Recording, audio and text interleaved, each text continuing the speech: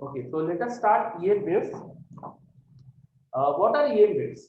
EM waves का concept जो है वो अगर आपको अच्छे से समझना है कि कैसे प्रोड्यूस हो सकती है, ये हमारे दिमाग में कैसे आया, तो इसके लिए आपको ना मैक्सवेल्स इक्वेशन की तरफ जाना पड़ेगा।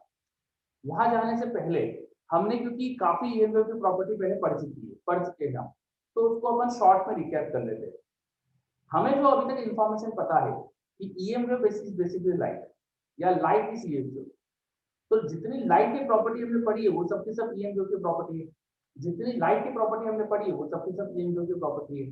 तो मैंने आपको ऑप्टिक्स में ना लाइट की बहुत सारी प्रॉपर्टीज पढ़ाई, वो सारी कॉपी पेस्ट आप EM वेव के लिए कर सकते हैं। समझ में आई क्या बात है? जो भी अपन ने ऑप्टिक्स में प्रॉपर्टीज पढ़ी थी वो सारी की सारी प्रॉपर्टीज आप EM वेव के लिए यूज कर सकते हैं। तो शॉर्ट में एक थोड़ा सा रिकैप कर देता हूँ, मैंने जो प्रॉपर्टीज पढ़ाई थी। EM वेव्स आर वेव्स जिनमें electric field and magnetic field के ऑसिलेशन हो रहे होते हैं। Electric field and magnetic field के ऑसिलेशन चल रहे होते हैं। हर वेव में कोई फिजिकल क्वांटिटी होती है जिसका वेरिएशन होता है, और जिस फिजिकल क्वांटिटी का वेरिएशन हो रहा होता है विद पोजीशन एंड टाइम, उसकी वजह से EM वेव प्रोपोगेट करती है। तो EM वेव में क्या होता है, उसकी वजह से वेव प्रोपोगेट करती है। यहाँ EM वेव में क्या होता है, electric field and magnetic field are oscillating in space and time. Space and time का मतलब कि अलग अलग पोजीशन पे अलग अलग टाइम पर इलेक्ट्रिक फील्ड की वैल्यू और मैग्नेटिक फील्ड की वैल्यू बदल रही है, चेंज हो रही है, जिनकी वजह से EM वेव ट्रेवल कर रही है। थोड़ा इस कॉन्सेप्ट को अच्छे से बताने के लिए आपको एग्जांपल देता हूं मैं, कि मान लीजिए एक रोप को आपने एक एंड पे बांध रखा था और ये एंड आपके हाथ में, और आपने रोप को ऊपर नीचे से डिस्टर्ब करा, तो रोप में जो पार्टिकल्स है वो डिस्टर्ब होते, उनका ऊपर नीचे डिस्प्लेसमेंट हुआ।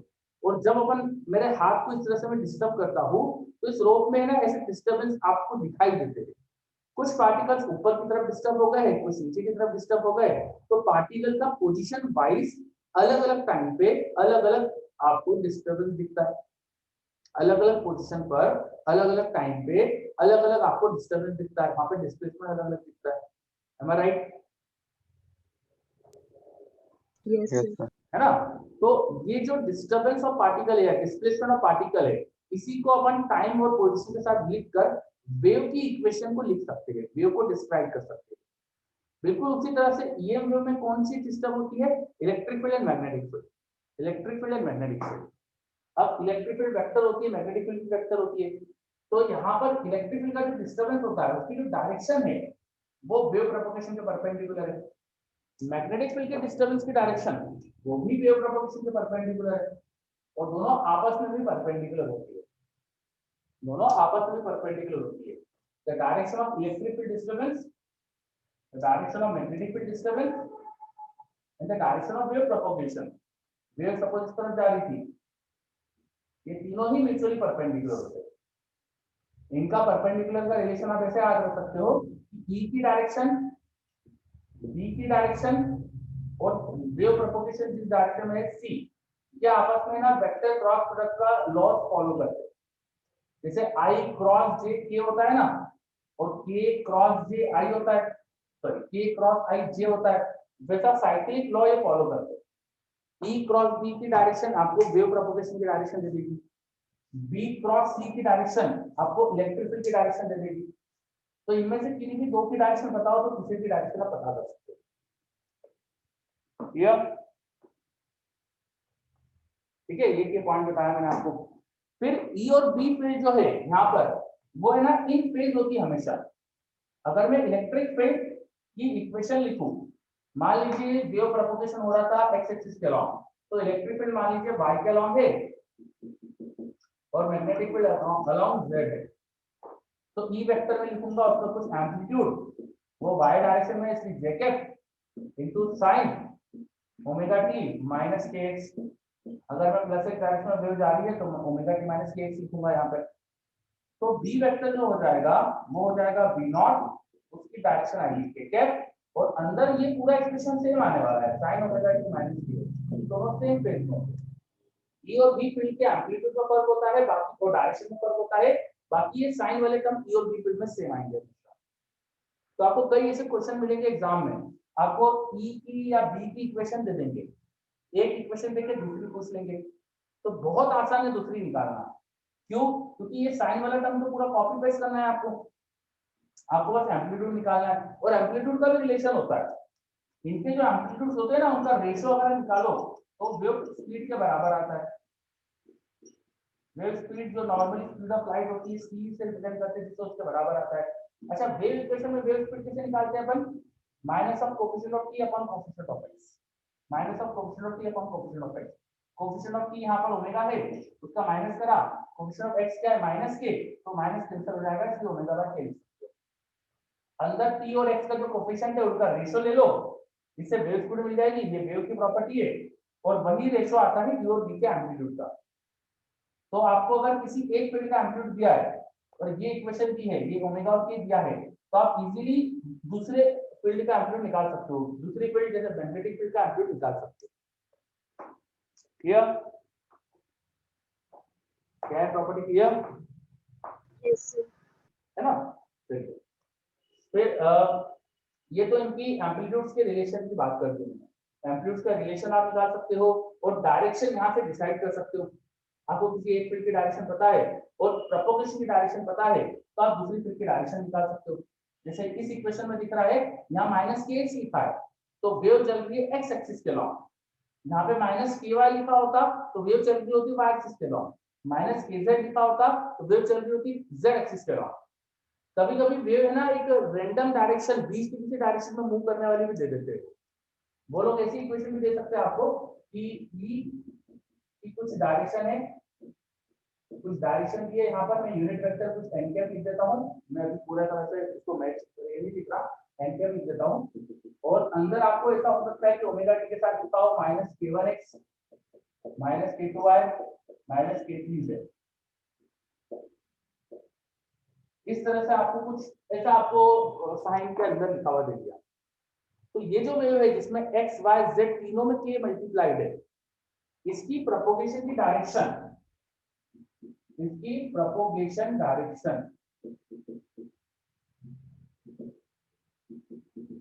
आप इस वेक्टर की डायरेक्शन से निकाल सकते हो। कौन से वेक्टर की? के वेक्टर की।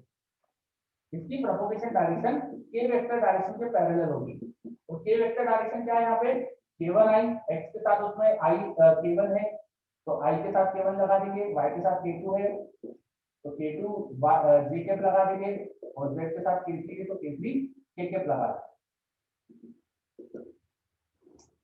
हाँ, आपको साइन का जरूर ध्यान रखना है, यहाँ पर सारे साइन नेगेटिव थे तो मैंने इधर सब पॉजिटिव दे दिया। आपको यहाँ पे माइनस में चीजें लिखना चाहिए, कोई अगर प्लस में दिख रहा हो तो उसके बदले आपको यहाँ माइनस लगाना पड़ेगा, ठीक है? क्योंकि माइनस के एक्स वाला टर्म होता है ना, तो बीच में नेगेटिव साइन आना चाहिए। चलिए, तो वेव प्रोपोगेशन की डायरेक्शन आप ऐसे ढूंढ सकते हो। अगर आपको एक जनरल वेव दे दी है तो उसके प्रोपोगेशन की डायरेक्शन आप इस तरह से ढूंढ सकते हो। आप देखिए कि वहां पे कि एक्स वाई जेड में क्या मल्टीप्लाइड है, जो भी एक्स वाई जेड के कोएफिशिएंट्स है उनको माइनस साइन के साथ लिख दो, आई कैप जे कैप के कैप के साथ, तो आपको वेव प्रोपोगेशन की डायरेक्शन मिल जाएगी। अगर ऐसा कुछ क्वेश्चन आए तो उसमें ये ओमेगा बाय के करने के लिए के क्या लेंगे, ये के क्या लेंगे, तो ये के इसका मैग्नीट्यूड लेंगे। वेव स्पीड अगर निकालना हो इस तरह के केस में तो आप के वेक्टर जो बनाया था ना उसका मैग्नीट्यूड लिखोगे, इस तरह के क्वेश्चन। यह यस सर। ओके, तो ये थोड़ा मैंने आपको वेव की प्रॉपर्टीज के बारे में चीजें बताई है, ये वेव कैसे प्रोपोगेट कर रही है, उसकी प्रॉपर्टीज क्या आ रही है। ये ट्रांसवर्स वेव है क्योंकि इसमें इलेक्ट्रिक फील्ड वेव प्रोपोगेशन के परपेंडिकुलर है, तो जो वेरिएशन हो रहा है जिस फिजिकल क्वांटिटी का इलेक्ट्रिक फील्ड का वो वेव प्रोपोगेशन के परपेंडिकुलर है, तो इस चीज को ट्रांसवर्स वेव बोलेंगे, है ना। फिर इंटेंसिटी की बात करें तो ये वेव की जो इंटेंसिटी होती है, ये वेव में एक्चुअली एनर्जी कैरी करेगी क्योंकि यहाँ इलेक्ट्रिक फील्ड भी है, मैग्नेटिक फील्ड भी है। किसी भी स्पेस में अगर इलेक्ट्रिक फील्ड हो, किसी भी स्पेस में इलेक्ट्रिक फील्ड हो तो उसमें एनर्जी डेंसिटी होती है। तो थोड़ा सा अलग चीज बता रहा हूँ मैं, एनर्जी डेंसिटी आपने पढ़ी हुई है उसको रिकैप करें। एनर्जी डेंसिटी, किसी भी स्पेस में अगर इलेक्ट्रिक फील्ड है तो उसमें एनर्जी डेंसिटी है। कितनी एनर्जी डेंसिटी होती है? हाफ एप्सिलॉन नॉट, जो भी इलेक्ट्रिक फील्ड का वैल्यू है उसका स्क्वायर। एनर्जी डेंसिटी मतलब होता है एनर्जी पर यूनिट वॉल्यूम। ये होता है energy per unit volume, du by dv। मान लीजिए छोटे से वॉल्यूम dv में छोटी सी एनर्जी du है, तो du बाई dv हो जाएगी एनर्जी डेंसिटी। ये इलेक्ट्रिक फील्ड की होती है। Similarly for magnetic field, for magnetic field जो एनर्जी डेंसिटी आती है du फॉर मैग्नेटिक फील्ड, यहाँ पे du ई लिख देता हूँ for electric field. Magnetic field के लिए आती थी 1/2 नॉट v स्क्वायर। तो हमारी ईएम वेव के अंदर तो दोनों ही फील्ड्स है, इलेक्ट्रिक फील्ड भी मैग्नेटिक फील्ड भी है, तो दोनों में ही कुछ एनर्जी है और दोनों बदल रही है। देखिए टाइम और पोजीशन के साथ दोनों बदल रही है ना, तो दोनों की वैल्यू क्योंकि चेंज हो रही है तो एनर्जी चेंज हो रही है। अलग अलग लोकेशन पे विद टाइम एनर्जी चेंज हो रही है, विद टाइम एनर्जी चेंज हो रही है, डेफिनेटली एनर्जी का फ्लो चल रहा है। किसी जगह पे पहले एनर्जी जीरो थी, बाद में आ गई, मतलब एनर्जी फ्लो हो रही है। और energy flow per unit area, per unit time, इसी को बोलते हैं इंटेंसिटी। तो जब ईएम वेव प्रोपोगेट होती है तो कुछ एनर्जी फ्लो हो रही है, और जो energy flow per unit time per unit area होता है उसी को इंटेंसिटी बोलते हैं। तो इंटेंसिटी क्या आती है यहाँ, energy per unit area per unit time क्या आती है, वो अगर निकाले तो हर तरह की वेव के लिए energy flow per unit time per unit area मतलब इंटेंसिटी, आप उसे निकाल सकते हो energy density, energy density into wave speed से। जब आप एवरेज निकालें, एवरेज इंटेंसिटी निकालेंगे तो हमेशा ये आ जाएगा।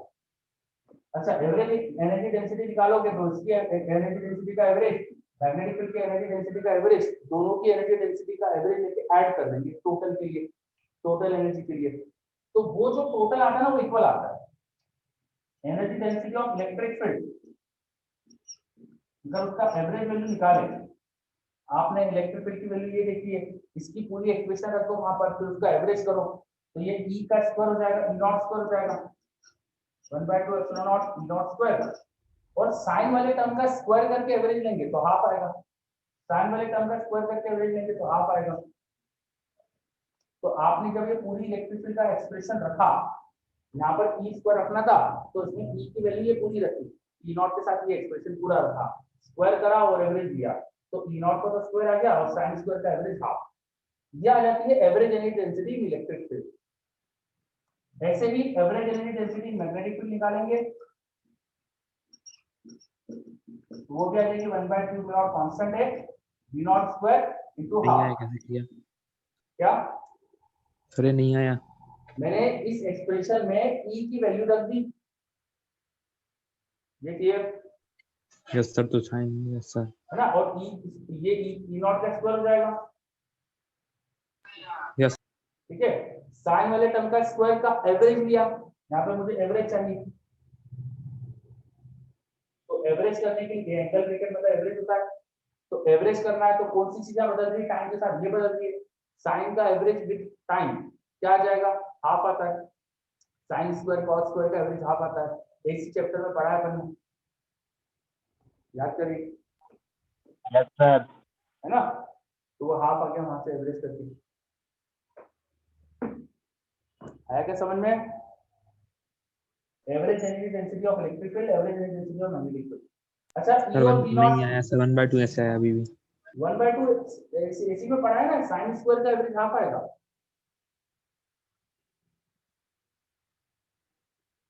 एसी मैंने पढ़ाया था आपको, मुझे अच्छे से याद है, आपको वहां मैंने बोला था इसे याद रखना है आपको, साइन स्क्वायर वाले टर्म या कॉस स्क्वायर का टर्म का एवरेज करोगे विद टाइम हाफ आएगा। Yes sir. ठीक है, अब आपको याद नहीं आ रहा है तो प्लीज एक बार एसी प्रॉपर से रिकैप करो, या आपको मैं थोड़ा सा साइड में बता देता हूँ, आप थोड़ा मैथमेटिक्स कर लेना, है ना। एवरेज कैसे निकालते हैं, तो आपको साइन स्क्वायर ओमेगा टी वाला टर्म का एवरेज लेना है, 0 से t टाइम पीरियड तक, उसको t से डिवाइड करना। तो आप ये इंटीग्रेशन सॉल्व करो, इस तरह से एवरेज निकालते हैं अपन, है ना। तो ये इंटीग्रेशन सॉल्व कर लो तो आपको समझ में आ जाएगा कि एवरेज हाफ हो जाएगा। चलिए, तो ये हाफ एवरेज आ जाएगा दोनों तरफ, वो लिख दिया मैंने। तो ये एवरेज एनर्जी डेंसिटी की वैल्यू जो आती है ना, दोनों एक्चुअली इक्वल आ जाती है। ये v नॉट स्क्वायर जो है, आप v नॉट स्क्वायर देखो, v नॉट स्क्वायर उधर ले जाओ, और ईएम वेव की जो स्पीड होती थी c, वो आती थी 1/√v नॉट एप्सिलॉन नॉट। तो आप इस v नॉट की वैल्यू ये लिख सकते हो, v not into √v not epsilon not, है ना। v नॉट की वैल्यू क्या लिख सकते हो, v not into √v not epsilon not. समझ में आया? Yes sir. है ना? तो V नॉट की वैल्यू यहाँ रखना, रखोगे तो दिखेगा ये दोनों सेम आ रहे हैं। ठीक है, तो आप चेक कर लेना है दोनों सेम आएंगे। अगर आप V नॉट को E के टर्म में लिख दो तो दोनों सेम दिखेंगे, मतलब कि एनर्जी डेंसिटी दोनों की सेम आती है। तो यहाँ पे मुझे टोटल एनर्जी डेंसिटी लिखना है, तो इनको ऐड कर दो। इनको ऐड करा तो ये हाफ और हाफ कैंसिल हो जाएगा, जुड़ के 1 हो जाएगा। तो आप टोटल एनर्जी डेंसिटी लिख सकते हैं, सर दोनों सेम नहीं आ रहा है सर, वो दोनों सेम आएगा। सर वहाँ म्यू नॉट है, वहाँ रूट में। दोनों सेम आएगा, आई गारंटी। ठीक है, कई सालों से आ रहा है, ऐसा हो ही नहीं सकता है कि इस साल इस महीने में नहीं आएगा, यस सर, आएगा आएगा। है ना? हाँ, चलो। तो एनर्जी डेंसिटी अब इनको ऐड करेंगे तो हाफ और हाफ बन हो जाएगा बस। तो हाफ और हाफ बन करके half epsilon not E not square into wave speed, wave speed की होती है मल्टीप्लाई कर दो, बस ये आ गई एवरेज इंटेंसिटी, ये आ गई एवरेज इंटेंसिटी। तो ये वेव की एवरेज इंटेंसिटी के क्वेश्चन आ सकते हैं, तो वो ये आ सकते हैं। ठीक है, चलो। तो प्रॉपर्टीज क्या होती है मोर और लेस मैंने बता दी है, बाकी तो प्रॉपर्टी लाइट में पढ़ी थी अपन ने, कुछ खास प्रॉपर्टीज को मैंने रिकैप कर दिया है ना? तो ये ईएम वेव की खास कुछ प्रॉपर्टी बता दी। अब जरा ईएम वेव के थोड़ा बेसिक्स पे आ जाते हैं। एक कॉन्सेप्ट होता है डिस्प्लेसमेंट करंट का, वो सीखते हैं, जिसके बेसिस पे ईएम वेव की स्टार्टिंग हुई थी। तो ये सब हटा रहा हूं मैं, हटा दो। एक मिनट, एक मिनट। एक मिनट सर।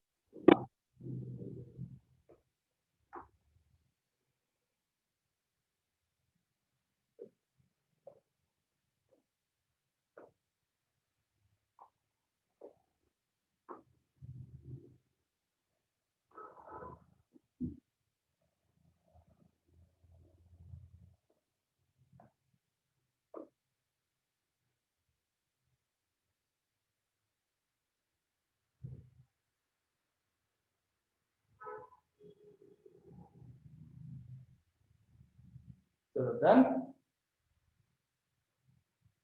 No sir.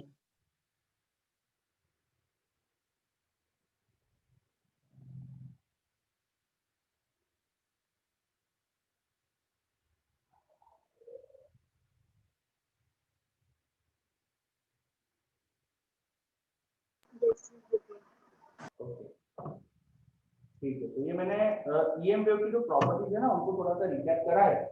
मैंने सारी प्रॉपर्टी रिकैप नहीं करी है, मैंने बहुत सारी प्रॉपर्टी जो ईएम वेव की ऑप्टिक्स में पढ़ा दी थी वो मैंने मान लिया है कि आपको आती है। कुछ खास प्रॉपर्टी जिसको रिकैप की जरूरत ज्यादा रहती है उनको रिकैप करा है ना? जो बच्चे भूल जाते हैं नॉर्मली, ऐसी चीजों को मैंने ज्यादा समझा दिया।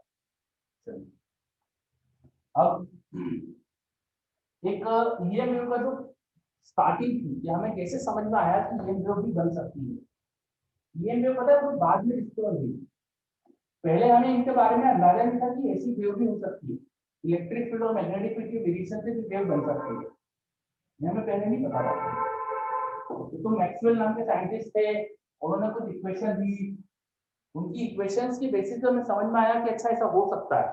फिर हर्ट्ज ने प्रूव कर दिया बनाकर, पहले थ्योरेटिकली समझ में आया कि ईएम वेव बन सकती है, फिर हर्ट्ज ने प्रैक्टिकली बना दी, तो वहां से समझ में आया कि ईएम वेव बन सकती है। फिर मार्कोनी, जेसी बोस, कई सारे साइंटिस्ट थे जिन्होंने ईएम वेव का यूज करके कम्युनिकेशन करके भी दिखाया, और आज अपन सब ईएम वेव से कम्युनिकेट करते हैं। आज आप मैं जो ये ब्लूटूथ से ईयरफोन यूज कर रहा हूँ, इसमें ब्लूटूथ से बेसिकली मेरे लैपटॉप और इसके बीच में कनेक्शन चल रहा है, लैपटॉप वाईफाई से जुड़ा है, आपके घर में भी आप इस तरह से कनेक्शन यूज कर सकते हो, आपके मोबाइल सब ईएम वेव से कम्युनिकेट करते हैं। तो ईएम वेव की डिस्कवरी के बाद कम्युनिकेशन सिस्टम में काफी चेंज आया, और आज के जो कम्युनिकेशन सिस्टम है, आज अपन 5G के दौर में आने वाले हैं, तो मोबाइल्स वगैरह सब 5G आने वाले हैं, सब में क्या हो रहा है बेसिकली ज्यादा बेटर तरीके से कम्युनिकेशन हो रहा है। चलो, वेरी गुड खुशी। खुशी बता रही है ईएम वेव 1864 में डिस्कवर हुई थी। यस, 1864 में हुई थी, सोचो। और उसके बाद अब इतने से समय में, मतलब ज्यादा साल नहीं हुए, ज्यादा साल नहीं हुए, और इतने से समय में अपन ने कितनी चीजें यूज करके इसको कर दी है। तो बहुत तेजी से डेवलपमेंट हो रहा सर है। कौन कौन सी क्या चीजें? अभी बात करें ना अपन, जितनी चीजें यूज कर रहे हैं, जो भी वायरलेस कम्युनिकेशन है सब ईएम वेव से। Yes sir. अब ईएम वेव की डिस्कवरी कैसे हुई थी, थोड़ा उसका हिस्ट्री में चलते हैं। देखो, आपको पता है कि integration of E vector dot ds vector over a close surface area क्या आता है? Plus Q enclosed by epsilon. Flux आएगा sir. Enclose by epsilon naught. Very good, इसे बोलते हैं गॉस लॉ। बिल्कुल ऐसा ही मैग्नेटिज्म का गॉस लॉ है। B vector dot ds vector over close surface area क्या आता है? 0। चार्ज की वजह से इलेक्ट्रिक फील्ड बनती है, चार्ज का जो वजह से इलेक्ट्रिक फील्ड जो बनती है उसकी वजह से जो फ्लक्स आता है क्लोज सरफेस एरिया से वो आता है Q enclose by epsilon naught. इसको आप लिख सकते हो magnetic pole enclose into mu not.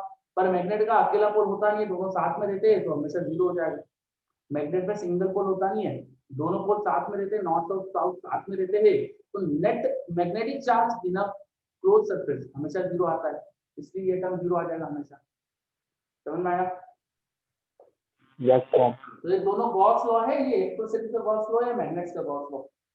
फिर आपने एक लॉ पढ़ा है integration of E vector dot DL vector over a closed loop is equal to minus D phi of magnetic field by D. ये कौन सा लॉ है? ये कौन सा लॉ है? Faraday law. Faraday's law. Very good, ये फैराडेस लॉ है ना? फैराडे लॉ में क्या लिखा है, ये कैसे आपको समझ में आया फैराडेस लॉ है?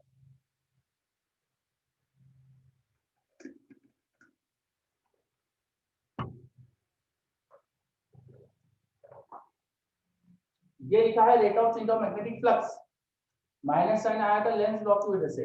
Rate of change of magnetic flux over a closed sorry over a surface area is equal to EMF induced in the loop bounded by the area. या वो लूप थोड़ा अच्छे से बोलूं अगर, तो when a loop is bounding some area and there is a magnetic flux associated with that area and that is changing with time, magnetic flux associated with the area is changing with time, then the rate of change of magnetic flux is equal to the EMF enclosed in the loop. EMF को अपन ये लिख सकते हैं integration E vector dot E vector, electric field का पूरे path की जो integration वही इस लूप में EMF आएगा। सर यहाँ पे B आएगा या E आएगा? B रहेगा ना बेटा, यहाँ पे मैग्नेटिक फ्लक्स का B रहेगा और उधर इलेक्ट्रिक फील्ड का E रहेगा। राउंड लूप पाथ पे इंड्यूस इलेक्ट्रिक फील्ड आती है, उस इंड्यूस इलेक्ट्रिक फील्ड का लूप पर इंटीग्रेशन E डॉट E करेंगे अपन, है ना? ये EMF लिखा है मैंने, EMF इन अ लूप, वो उस लूप में इलेक्ट्रिक फील्ड का लाइन इंटीग्रल लिख सकते हैं, इलेक्ट्रिक फील्ड का लूप में लाइन इंटीग्रेशन। ठीक है, चलो देख फैराडेस लॉ।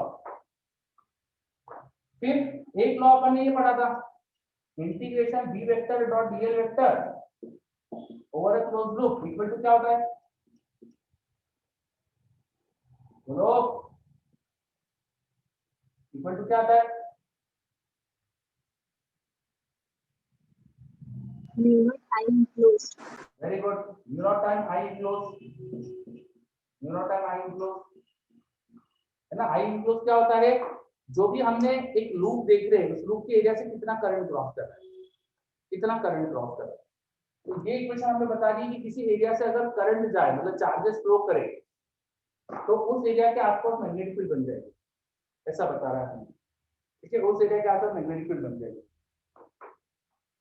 सही है, तो ये हमें बता रहा है कि एक लूप में एरिया से एक लूप के बाउंडेड जो एरिया है उससे कोई चार्ज फ्लो करे तो उसके आसपास मैग्नेटिक फील्ड बनेगी।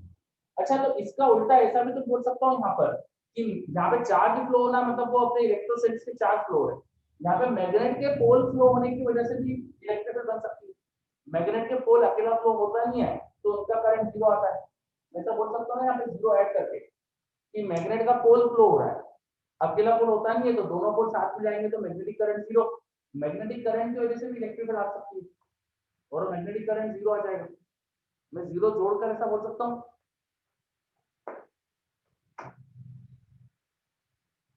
क्योंकि चार्ज के फ्लो से मैग्नेटिक फील्ड बन रही है तो मैग्नेट के पोल के फ्लो से इलेक्ट्रिक फील्ड बन सकती है। बोल सकता हूँ ना 0 जोड़ने में क्या जा रहा है? Yes sir. है ना? चलो, यस सर। अब मैक्सवेल ने बोला अच्छा जैसा यहाँ 0 जोड़ा ये इक्वेशन सिमेट्रिक है, मैक्सवेल ने बोला सारी सिमेट्रिक इक्वेशन है, तो ये इक्वेशन और ये इक्वेशन में फर्क नहीं होना चाहिए। जब चार्ज के फ्लो से मैग्नेटिक फील्ड आ रही है और मैग्नेटिक पोल से इलेक्ट्रिक फील्ड बन सकती है मैग्नेटिक फ्लक्स के चेंज से इलेक्ट्रिक फील्ड आ रही है, तो मैग्नेटिक फ्लक्स के चेंज से, सॉरी, इलेक्ट्रिक फ्लक्स के चेंज से भी मैग्नेटिक फील्ड बनना चाहिए। यहाँ एक टर्म है जो बता रहा है कि मैग्नेटिक फ्लक्स अगर बदलेगा टाइम के साथ तो इलेक्ट्रिक फील्ड बनेगी, मैग्नेटिक फ्लक्स टाइम के साथ बदलेगा तो इलेक्ट्रिक फील्ड बनेगी। तो मैक्सवेल ने बोला कि इलेक्ट्रिक फ्लक्स टाइम के साथ बदलेगा, उससे मैग्नेटिक फील्ड बनना चाहिए, उल्टा भी होना चाहिए। तो मैक्सवेल ने बोला यहाँ पे एक टर्म और होना चाहिए था, उन्होंने डायमेंशन एनालिसिस से बोला कि यहाँ पे epsilon naught into d phi e by dt एक टर्म जोड़ दो करंट के साथ। जिस तरह से मैग्नेटिक फ्लक्स के टाइम के बदलने से इलेक्ट्रिक फील्ड आती है, वैसे ही इलेक्ट्रिक फ्लक्स के टाइम से बदलने से मैग्नेटिक फील्ड भी आना चाहिए। ऐसा मैक्सवेल ने प्रपोज करा। मैक्सवेल ने बोला यहाँ पे एक टर्म होना चाहिए। क्या बोला मैक्सवेल ने, समझ में आया? Yes sir. है ना? और ये टर्म मैक्सवेल ने कहा जोड़ा है, देखो करंट के साथ, इसको उन्होंने करंट के साथ जोड़ा है। तो ये जो टर्म है ना जिसको करंट के साथ जोड़ा है, इसे उन्होंने नाम दिया डिस्प्लेसमेंट करंट। क्या नाम दिया? Displacement current, displacement current. ठीक है, अभी करंट के साथ जोड़ा था इसलिए करंट जैसा टर्म है, डिस्प्लेसमेंट पता नहीं तो दिमाग में आ गया उनके, तो डिस्प्लेसमेंट करंट बोल दिया। ठीक है, तो अब उन्होंने बोल दिया और आप सब मान लेंगे, ऐसा थोड़ी है, कुछ भी थोड़ी मान लेंगे। हमने बोला प्रूव करो, तो उन्होंने बोला ये लो प्रूफ, उन्होंने प्रूफ दे दिया अपन को। उन्होंने क्या बोला कि एक एग्जांपल कंसीडर करो, ये कैपेसिटर है जो चार्ज हो रहा है, एक कैपेसिटर है जिसको बैटरी से जोड़ा है, रेजिस्टेंस से जोड़ा है, और 3 किलो का मैंने सर्किट स्विच ऑन कर दिया, तो कैपेसिटर चार्ज हो रहा होगा। एक चार्जिंग कैपेसिटर का सर्किट लो, है ना? उन्होंने मैक्सवेल ने बोला कि एग्जांपल लो एक चार्जिंग कैपेसिटर का। जब कैपेसिटर चार्ज हो रहा होता है तो धीरे धीरे कैपेसिटर की प्लेट का चार्ज बढ़ता है। कैपेसिटर की प्लेट का चार्ज किसी समय पे स्मॉल q हो, यहाँ प्लस या माइनस, तो उसकी आपको इक्वेशन लिखते आती है। मान लो ये ईएमएफ v था, रेजिस्टेंस r था और कैपेसिटी c थी, तो आप तो इक्वेशन भी लिख सकते हो q की time.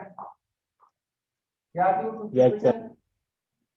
p equal to 1 minus e की power minus t by tau. आती है कि नहीं?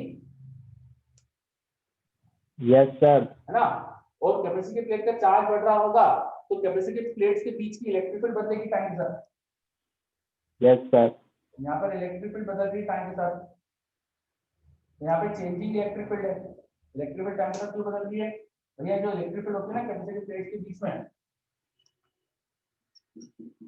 उसको लिख सकते हो sigma bye epsilon not. Sigma हो जाएगा q बाय एरिया, है ना? इलेक्ट्रिक फील्ड क्योंकि q बदल रहा है तो इलेक्ट्रिक फील्ड बदलेगी।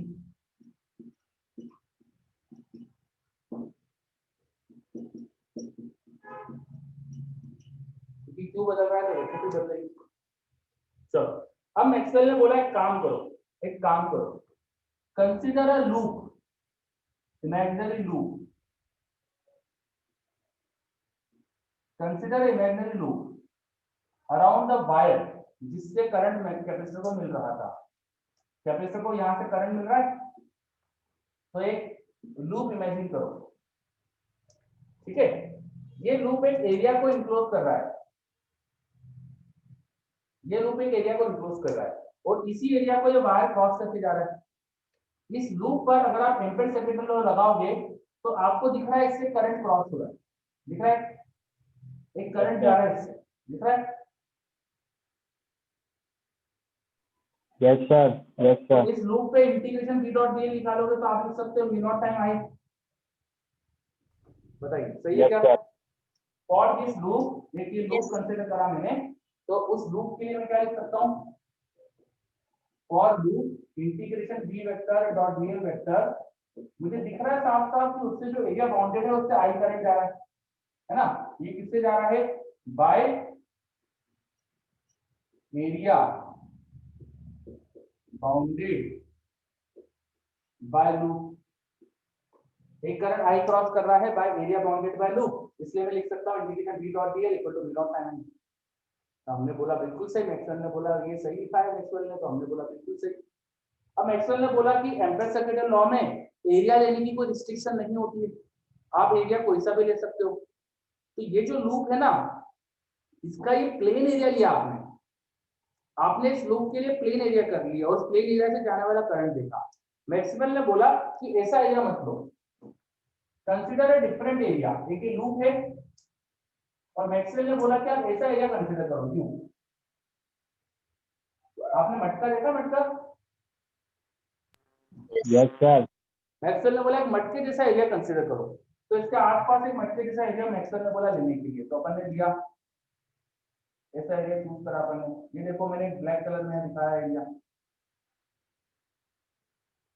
ये जो लूप है ये इस मटके जैसे एरिया की भी तो बाउंड्री है, बताओ। यस तो एरिया एम्पेयर सर्किटल लॉ में जो हमारा लूप है वो एरिया की बाउंड्री होनी चाहिए। तो अगर मैं प्लेन एरिया ले रहा हूँ, यहाँ जो सर्कुलर प्लेन एरिया उसकी बाउंड्री भी यही लूप है और मटके जैसे एरिया की बाउंड्री भी यही लूप है। समझ में आ रहा है क्या? ये लूप प्लेन एरिया की भी बाउंड्री है और वो मटके जैसे एरिया की भी बाउंड्री है। वो मटका 3D में है, मैं तो बोर्ड पे 2D बना पाऊंगा, आपको इमेजिन करना पड़ेगा 3D में। बोलिए सही है क्या? Yes Yes, sir. है ना? चलो अब अगर इस एरिया को कंसीडर करें, इस कर्व्ड एरिया को कंसीडर करें, इस कर्व्ड एरिया को कंसीडर करें, तो इस कर्व्ड एरिया से क्या कोई असली में वायर क्रॉस करके जा रहा है?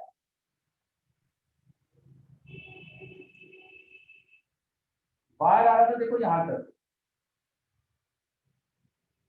तो फिर कैपेसिटी प्लेट है और दूसरी कैपेसिटी प्लेट है। कोई भी फिजिकल वायर इसको कट करके जा नहीं रहा, दिख रहा है आपको? सर। Yes sir.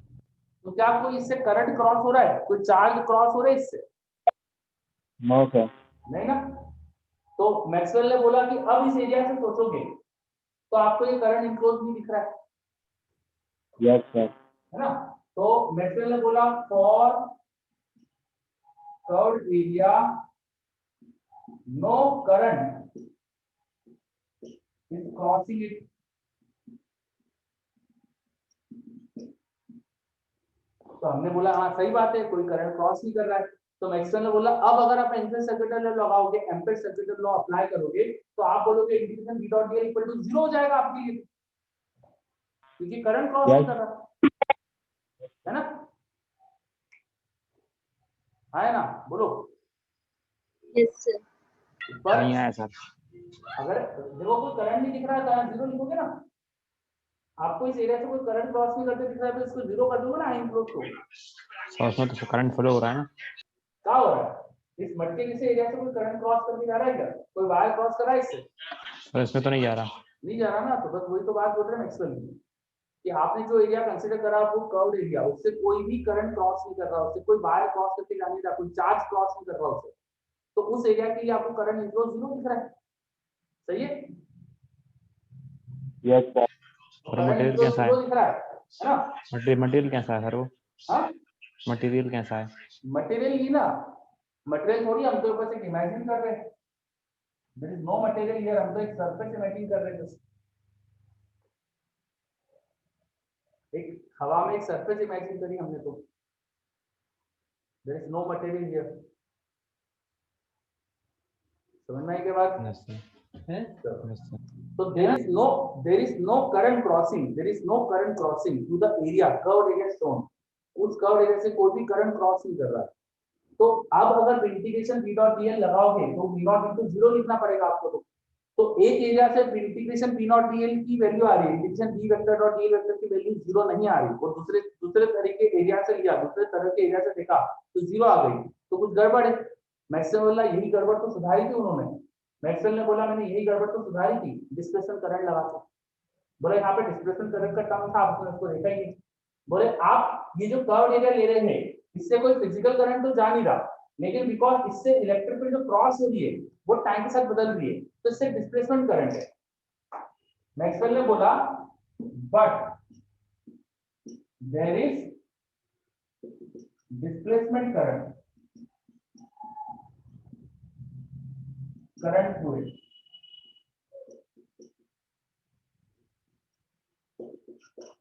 क्योंकि मैग्नेटिक क्योंकि इलेक्ट्रिक फ्लक्स जो है टाइम के साथ चेंज हो रहा है इस एरिया से क्रॉस होने वाला। यहाँ जो इलेक्ट्रिक फील्ड है वो टाइम के साथ बदल रही है, तो इलेक्ट्रिक फ्लक्स जो जा रहा है वो टाइम के साथ बदल रहा है। समझ में आ रही बात? सर ये प्लेट है इसके हाँ, ये मटेरियल, फिर से बोलो। सर ये जो प्लेट है कैपेसिटर की ये मटके के अंदर है क्या, ऐसा इमेजिन किया? हाँ, कैपेसिटर प्लेट्स को इमेजिन करा कि ये जो हमारा कर्व्ड एरिया है ना उसके पूरे अंदर है, यस सर, यस। ठीक है? सर ऐसे इमेजिन कैसे कैसे कैसे कर सकते हैं सर, क्यों जब नहीं कुछ कर है ही नहीं सकते? वहाँ पे। क्यों नहीं कर सकते? हवा में तो कुछ भी इमेजिन कर सकते हैं अपन, मतलब क्या दिक्कत है? सर उसको मान के ऐसा कैसे कर सकते हैं? हम इमेजिन करने में कोई समस्या थोड़ी है हमको। आपने तो कई बार करा है गॉस लॉ में, फ्लक्स गॉस लॉ में कितनी बार आपने कर्व सरफेस कई बार इमेजिन करी है, उससे आपने फ्लक्स लॉ वगैरह में भी सोचा किया है। है सर, हाँ रियल लॉ से। हाँ, कई जगह करा आपने। चलो, so there is some displacement current through the curved area जो हमने अभी इमेजिन करा, उससे वो डिस्प्लेसमेंट करंट है क्योंकि फ्लक्स चेंज होगा। ये इलेक्ट्रिक फील्ड थी, तो electric field into area cross section, electric field plates के एरिया में होती है, इलेक्ट्रिक फील्ड प्लेट्स के एरिया में होती है, तो जो फ्लक्स होगा यहाँ पर उसको आप लिखेंगे इलेक्ट्रिक फील्ड इनटू प्लेट का एरिया। प्लेट का एरिया मल्टीप्लाई कर दो इलेक्ट्रिक फील्ड में, यहाँ एरिया मल्टीप्लाई करोगे देखो तो क्या आ जाएगा, CV into 1 minus e की power minus T by R, ये आ गया फ्लक्स। फिर फ्लक्स का टाइम के साथ रेट ऑफ चेंज निकालो, ये इलेक्ट्रिक फील्ड का फ्लक्स का टाइम के साथ रेट ऑफ चेंज निकालो, टाइम के साथ डिफरेंशिएट करो और एप्सिलॉन नॉट मल्टीप्लाई कर दो। तो देखो जब इसमें यहाँ पे CV बाय एक एप्सिलॉन नॉट दिखा ना नीचे, एक एप्सिलॉन नॉट आएगा नीचे, तो एक एप्सिलॉन नॉट को मल्टीप्लाई करके और टाइम के साथ डिफरेंशिएट करोगे तो आएगा मेरे पास CV इंटू 1 माइनस e की power minus T by RC का डिफरेंशिएशन करोगे तो 0 माइनस और माइनस 1 बाय RC की power minus T by RC। तो आप अगर ध्यान से देखो तो ये आ रहा है D बाय R की power minus T by RC। ये वही करंट आ गया जो बाहर फ्लो करता है, चार्जिंग कैपेसिटी केस में बाहर जो करंट आता है इसकी वैल्यू यही तो आती है, D बाय R की power minus T by RC। आपको अगर याद हो तो ये करंट आता है यस सर, ये है ना? तो ये जो करंट है वही एक्चुअली यहाँ से डिस्प्लेसमेंट करंट है, जो डिस्प्लेसमेंट करंट आ रहा है उससे कर्व्ड एरिया से epsilon naught into d by p by dt हमने निकाला, तो वही करंट आ गया जो बाहर से करंट था। तो अगर आप मटकी जैसा एरिया ले रहे हो, ये वाला कर्व्ड एरिया ले रहे हो, तो आपको इनक्लोज करंट तो 0 दिख रहा है और वहां से डिस्प्लेसमेंट करंट आई दिख रहा है, तो आपकी इस इंटीग्रेशन की वैल्यू सेम आ गई थी, इंटीग्रेशन v डॉट dl फिर से वही आ जाएगा क्योंकि ये वाला टर्म अब आई हो गया है ना। जब आपने यहाँ से प्लेन एरिया लिया था उसके लिए ये करंट आई था और ये 0 था, जब आपने कर्व एरिया लिया तो उसके लिए ये करंट 0 हो गया और ये आई हो गया, तो इंटीग्रेशन v डॉट dl की वैल्यू दोनों एरिया से देखो सेम आ गई। दिखा क्या आपको? Yes sir.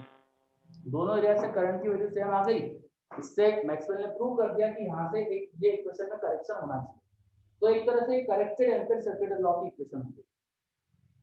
मैक्सवेल ने यहाँ पर एक बोला टर्म की ऐड होना चाहिए डिस्प्लेसमेंट करंट, और इस करंट को ऐड करके मैक्सवेल ने इस इक्वेशन को करेक्ट कर दिया। अब इन चारों इक्वेशन को मैक्सवेल ने साथ में दिया था पहली बार। मैक्सवेल ने बताया था कि इन चारों में सिमेट्री है कुछ, तो इन चारों को मिलाकर अपन बोलते हैं मैक्सवेल इक्वेशन। मैक्सवेल इक्वेशन असल में सभी अलग अलग साइंटिस्ट की दी हुई है, जैसे ये एम्पीयर सर्किट लॉ है, ये फैराडेस लॉ है, ये गॉस लॉ है, पर चारों को मिलाकर बोलते हैं मैक्सवेल इक्वेशन। समझ आई बात? Yes sir. चलो, अब ये इक्वेशंस अगर क्लियर है आपको, इसमें मैंने एक कॉन्सेप्ट बताया डिस्प्लेसमेंट करंट का, इस पे क्वेश्चन आ सकते हैं, देखो डिस्प्लेसमेंट करंट पूछ सकते हैं आपसे, और ये बहुत फेमस एग्जांपल है, जो क्वेश्चन अधिकतर आते हैं डिस्प्लेसमेंट करंट पे कहीं ना कहीं इसी एग्जांपल पे बेस करते हैं, या थोड़ा बहुत घुमा फिरा के कहीं और कुछ पूछ सकते हैं। जहां भी इलेक्ट्रिक फील्ड टाइम के साथ बदल रही होगी ना, वहां वहां आपको डिस्प्लेसमेंट करंट का कॉन्सेप्ट का क्वेश्चन दे सकते हैं। चलिए, तो बहुत आसान हो जाते हैं वो क्वेश्चन करना। अब अपन आगे बढ़ते हैं। तो मैंने ईएम वेव में क्यों पढ़ाया? सर अभी हुआ नहीं है सर, 1 मिनट सर। हाँ, नोट कर लीजिए।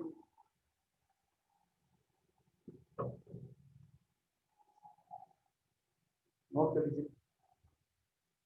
एडवांस में क्वेश्चन नहीं आते त्रिलोकी से, ईएम वेव चैप्टर एडवांस के लिए नहीं है।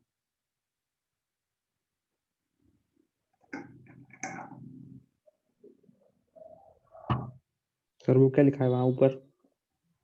Maxwell equation, why Maxwell mx right में w सर, सर वहाँ राइट में sir, by by area bounded value, by area bounded value.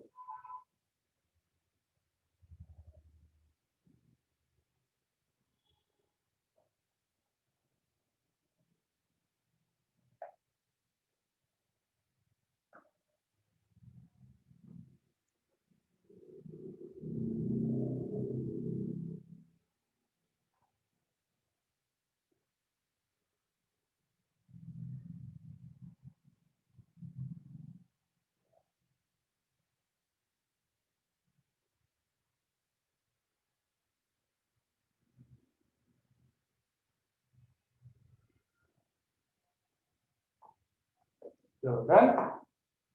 No sir.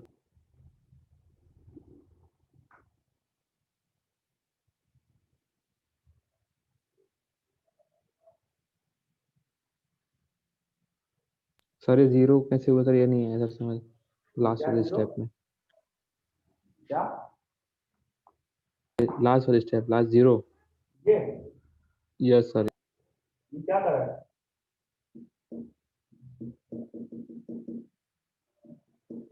क्या कर रहा है? रोहित नहीं आया था तभी तो। डिफरेंशिएशन है ना? यस सर, आज समझ गया सर। समझ गया?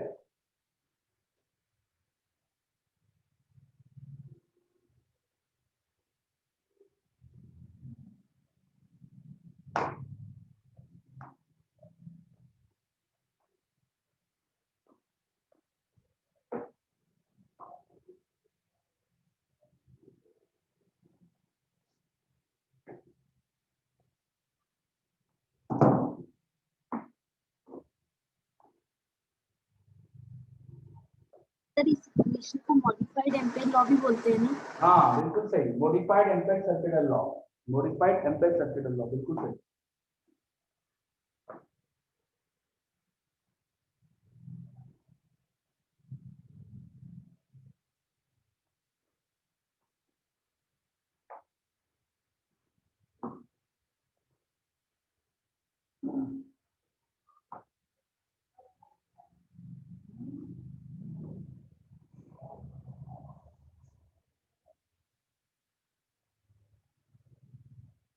चलिए नोट हो गया?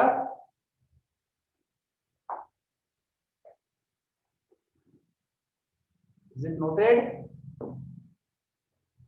Yes sir. Yes. Okay.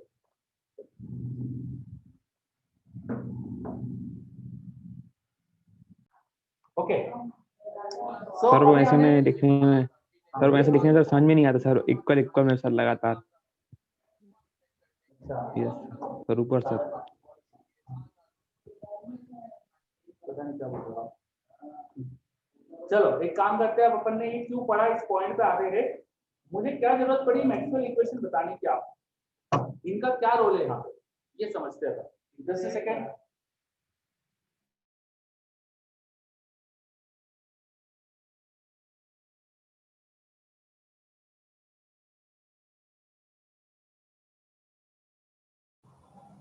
Okay चलिए, तो अब मैक्सवेल इक्वेशन क्यों पढ़ाई मैंने आपको, इसकी जरूरत क्या थी हमें मैक्सवेल इक्वेशन, इस पॉइंट पे आने वाले हैं।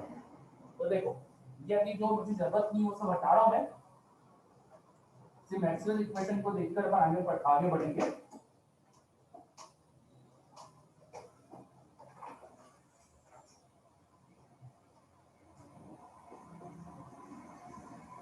अब देखो मैक्सवेल इक्वेशन जो है ना, वो इलेक्ट्रिक फील्ड और मैग्नेटिक फील्ड के रिलेशन दिखा दिया आपको।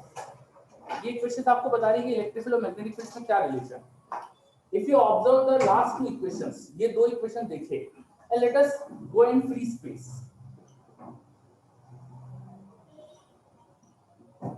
Free space where no point charge or no material is there, कोई भी चार्ज नहीं है, कोई मटेरियल नहीं है, इस जगह चलते हैं। There is no charge particle और नो मटेरियल, हम ऐसे स्पेस में चलते हैं। समवेयर इन स्पेस कहीं दूर कोई चार्ज है, उसकी वजह से हो सकता है इलेक्ट्रिक फील्ड हो। समवेयर इन स्पेस कहीं करंट हो सकता है, जिसकी वजह से हो सकता है मैग्नेटिक फील्ड हो। तो एक ऐसा स्पेस जहां कोई चार्ज नहीं है, उसके अंदर इलेक्ट्रिक फील्ड मैग्नेटिक फील्ड हो सकती है, कहीं और के चार्जेस और करंट्स की वजह से। तो ऐसे स्पेस में चलते हैं, इलेक्ट्रिक फील्ड और मैग्नेटिक फील्ड तो है, पर वहां कोई चार्ज नहीं और वहां पे कोई करंट वायर भी नहीं है, ऐसी जगह चलते हैं। तो इन फ्री स्पेस हम ये दो इक्वेशंस को अगर लिखेंगे तो क्या हो जाएगा? पहली इक्वेशन होगी हमारे पास integration of E vector dot DL vector equal to, ये इक्वेशन तो पूरी लिख सकता हूं मैं, फ्री स्पेस में कोई चार्ज नहीं है, कोई करंट नहीं है, तब भी ये इक्वेशन लिख सकता हूं मैं, क्योंकि मैग्नेटिक फील्ड तो हो सकती है फ्री स्पेस में और इलेक्ट्रिक फील्ड भी हो सकती है, तो ये इक्वेशन पूरी आ जाएगी। सेकेंड इक्वेशन देखे तो ये वाला टर्म नहीं आएगा, ये टर्म बताता है किसी वायर से कितना करंट क्रॉस हो रहा है, पर हम फ्री स्पेस में चले गए जहां कुछ मटेरियल नहीं है, तो कोई वायर भी नहीं है, तो कोई करंट भी क्रॉस नहीं करेगा वहां, तो ये वाला टर्म जीरो हो जाएगा। तो फ्री स्पेस में गए तो सेकेंड इक्वेशन ये हो जाएगी mu naught epsilon not d phi e by dt। समझ में आई की बात आपको मेरी? Yes sir. है ना? चलो, सो इन फ्री स्पेस अगर हम फ्री स्पेस में देखें तो इलेक्ट्रिक फील्ड और मैग्नेटिक फील्ड्स ये रिलेशन फॉलो करनी है। ये रिलेशन आ रहे हैं हमारे पास इस तरह से कि मैग्नेटिक फील्ड का टाइम के साथ अगर चेंज हो रहा है तो इलेक्ट्रिक फील्ड भी डेवलप हो रही होगी, और इलेक्ट्रिक फील्ड के टाइम के चेंज से मैग्नेटिक फील्ड डेवलप हो रही है। ये दो इक्वेशन मुझे बता रही है कि there is interrelation in electric and magnetic field. Due to change in magnetic field, there is some electric field development, and due to change in electric field, there is some magnetic field development. Magnetic field के time के बदलने से electric field बदलेगी। यार ये flux कैसे change हो सकता है? फ्लक्स कैसे चेंज हो सकता है? मैग्नेटिक फील्ड टाइम से बदल रही होगी तभी फ्लक्स बदल रहा होगा ना, उससे इलेक्ट्रिक फील्ड आ सकती है। और यहाँ देखो तो इलेक्ट्रिक फ्लक्स टाइम से बदल रहा है जिससे मैग्नेटिक फील्ड आ रही है, तो दोनों एक दूसरे को डेवलप कर रही है। ऐसी इक्वेशन आ रही है हमारे पास। सही बात है ना? yes, अच्छा, ये E और B इलेक्ट्रिक फील्ड और मैग्नेटिक फील्ड वेरिएबल्स हो सकते हैं स्पेस में, हमें हो सकता है कि इनकी वैल्यू ना पता हो, पर ये इक्वेशन तो फॉलो करेगी इलेक्ट्रिक फील्ड मैग्नेटिक फील्ड, और ये इक्वेशन भी फॉलो करेगी। फ्री स्पेस में चार्ज नहीं है तो ये टर्म जीरो हो जाएगा। तो ये दो इक्वेशन और ये दो इक्वेशन मिलाकर हम चार इक्वेशन बना सकते हैं इलेक्ट्रिक फील्ड और मैग्नेटिक फील्ड में। तो मैं उनकी वैल्यू भी ढूंढ सकता हूं, उनमें इक्वेशंस भी ढूंढ सकता हूं। मेरे पास डिफरेंशियल इक्वेशन है in form of electric field और मैग्नेटिक फील्ड। समझ में आ रहा है क्या? I have differential equation in form of electric field and magnetic field.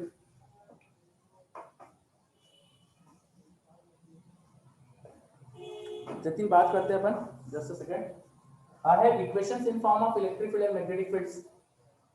अब ये दो इक्वेशन जो है इसमें प्रॉब्लम क्या है कि यहाँ मैग्नेटिक फील्ड और यहाँ इलेक्ट्रिक फील्ड है, यहाँ इलेक्ट्रिक फील्ड यहाँ मैग्नेटिक फील्ड है, तो ये दोनों ही वेरिएबल में इक्वेशन है, दो वेरिएबल E और B और दो इक्वेशन।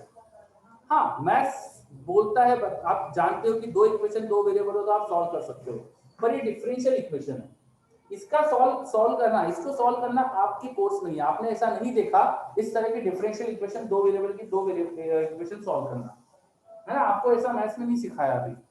और इसका सॉल्यूशन मैं आपको बता तो सकता हूँ, लेकिन उसके लिए मुझे एक तो दो बार बोर्ड भरना पड़ेगा और आपको फिर भी कुछ समझ नहीं आएगा और 1 घंटा भी लग जाएगा, ठीक है? और उसका कोई मतलब भी नहीं है, कोई आपसे पूछने नहीं वाला, तो मैं डायरेक्ट बताने। हाँ बोलो सर। ये कोर्स में नहीं, सर को पढ़ने की जरूरत ही नहीं है सर।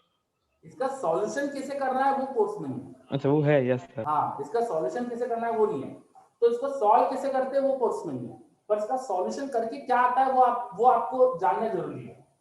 तो ऑन सॉल्विंग वो है हाँ, वो तो है ही अपने पास कोर्स में। इनको सॉल्व करके हमें क्या मिलता है? इनको सॉल्व करके हमें मिलता है कि स्पेस में इलेक्ट्रिक फील्ड जो और मैग्नेटिक फील्ड जो होना चाहिए वो कुछ इस तरह की आनी चाहिए कि अगर इलेक्ट्रिक फील्ड मान लीजिए J में है तो मैग्नेटिक फील्ड आएगी K में, और इलेक्ट्रिक फील्ड की कुछ ऐसी इक्वेशन होना चाहिए और मैग्नेटिक फील्ड की ऐसी इक्वेशन होना चाहिए। आपको याद होगा मैंने ईएम वेव की प्रॉपर्टी बताते समय ऐसी दो इक्वेशन लिख के मैंने सब कुछ बताना स्टार्ट करा। सेम ही तो है सर, सेम ही। हाँ, तो वो इक्वेशन कहाँ से आती है? वो इनसे आती है।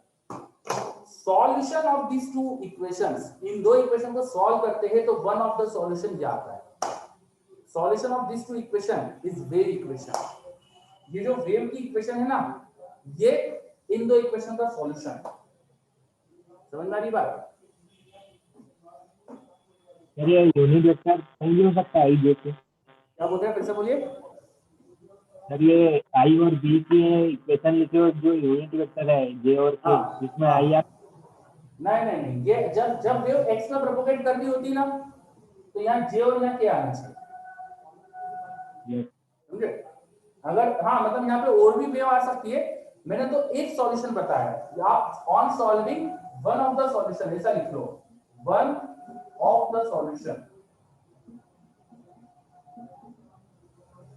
और भी सॉल्यूशन हो सकते हैं, लेकिन सारे सॉल्यूशन ही वेव इक्वेशन के होंगे और उनकी वही प्रॉपर्टी होगी जो अपन पढ़ चुके शुरुआत में, कि इनके एम्पलीट्यूड का क्या रिलेशन आएगा, इनके डायरेक्शंस में क्या रिलेशन आएगा, वो शुरू में देखा था अपन ने। तो वो सारी की सारी प्रॉपर्टी कॉपी पेस्ट हो जाएगी। जो भी सॉल्यूशन आएगा ना इसका, वो वही सारी प्रॉपर्टी फॉलो करेगा जो अपन ने देख चुके। तो एक सिंपल सॉल्यूशन मैंने यहाँ लिख के दिखाया आपको। कहने का मतलब ये है कि ये दो डिफरेंशियल इक्वेशन है, इनको सॉल्व करते हैं तो हमारे पास वेव इक्वेशन भी सॉल्यूशन आता है इसका। इसका मतलब कि जब फ्री स्पेस में देखेंगे इलेक्ट्रिक फील्ड मैग्नेटिक फील्ड, वहां कुछ नहीं है तो वहां ई और बी की वेव्स क्रिएट हो सकती है, इलेक्ट्रिक फील्ड मैग्नेटिक फील्ड की वेव क्रिएट हो सकती है। And they are interrelated, they are not separate, वो इंटर रिलेटेड है, क्योंकि मैग्नेटिक फील्ड के बदलने से इलेक्ट्रिक फील्ड बन रही है और इलेक्ट्रिक फील्ड के बदलने से मैग्नेटिक फील्ड बन रही है। बात समझ में आई? Yes sir. चलो, तो ये अपन ने समझा origin of EM wave. EM wave का ओरिजिन समझा हमने। हमें ये समझ में आया कि अगर आप किसी तरह से चेंजिंग इलेक्ट्रिक फील्ड क्रिएट करा दो, एक चार्ज रखो, चार्ज को रखने से इलेक्ट्रिक फील्ड बनेगी, चार्ज को ऑसिलेट कराओ तो वो लगातार बदलती हुई इलेक्ट्रिक फील्ड बनाएगा। चार्ज को ऑसिलेट कराओ तो उसकी मैग्नेटिक फील्ड भी लगातार बदलेगी। चार्ज मूव कर रहा है और उसका ऑसिलेशन से, तो एक्सेलरेशन भी उसका, तो एक्सेलरेशन होने की वजह से, वेलोसिटी की वजह से मैग्नेटिक फील्ड आएगी और वेलोसिटी के बदलने से मैग्नेटिक फील्ड टाइम के साथ बदलेगी। तो टाइम वेरिंग मैग्नेटिक फील्ड और इलेक्ट्रिक फील्ड आ जाएगी, जिनमें रिलेशन होगा और वेव बन जाएगी। मेरा charge oscillates, time varying electric field magnetic field बन सकती है, जिससे ईएम वेव बन सकती है। So EM wave can be produced and उनका कॉन्सेप्ट समझा हमने यहाँ।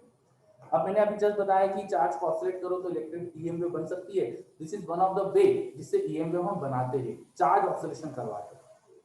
This is one of the way जिससे हम ईएम वेव बनवाते हैं, चार्ज ऑसिलेशन करवाते हैं। और कहाँ होता है ये? हाँ, वही बताने जा रहा था मैं।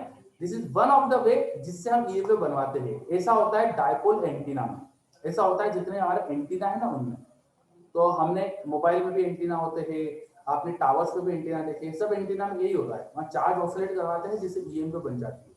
और चार्ज के ऑसिलेशन की कुछ फ्रीक्वेंसी होती है जिससे ईएम वेव की पर्टिकुलर फ्रीक्वेंसी जनरेट होती है। चलिए, तो आज अपना टाइम भी होने वाला है, मेरी अभी 6 बजे से क्लास भी है, तो अपन को उठना पड़ेगा। वैसे ईएम वेव के जो बेसिक चीजें थी वो सब बता दी।